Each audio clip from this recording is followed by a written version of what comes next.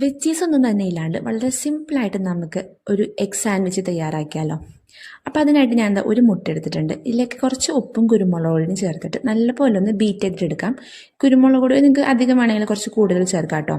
അതിനുശേഷം ഒരു പാനിലേക്ക് കുറച്ച് ബട്ടറോ അല്ലെങ്കിൽ ഓയിലോ ചേർത്തിട്ട് നമുക്ക് ഈ മുട്ടനെ നല്ല തിൻ ലെയറായിട്ടൊന്ന് ഫ്രൈ ചെയ്തിട്ടെടുക്കാം. ഇത് റെഡി ആയി കഴിഞ്ഞിട്ട് ശേഷം എന്താ 2 സ്ലൈസ് ബ്രെഡ് എടുക്കുന്നുണ്ട്. ഒരു സ്ലൈസിൽ ഞാൻ കുറച്ച് ടൊമാറ്റോ കെച്ചപ്പും മറ്റൊരു സ്ലൈസ് ബ്രെഡിൽ ഞാൻ മയോണൈസും കൂടിയാണ് കേട്ടോ സ്പ്രെഡ് ചെയ്യുന്നത്.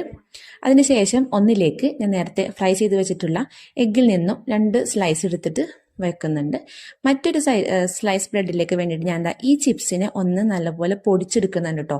സെയിം പാക്കറ്റിൽ വെച്ചിട്ട് തന്നെ നല്ലപോലെ പൊടിച്ചെടുക്കാം. നമ്മുടെ നാട്ടിലത്തെ ലേസ് പോലത്തെ ഒരു ചിപ്സാണിത്. അത് ഈ സ്ലൈസിലേക്ക് നമുക്ക് ഇട്ട് കൊടുക്കാം. അതിനുശേഷം എൻ്റെ മുകളിൽ കുറച്ച് മയണൈസോ അല്ലെങ്കിൽ ടൊമാറ്റോ കച്ചപ്പോ നിങ്ങൾക്ക് ചേർക്കാം കേട്ടോ.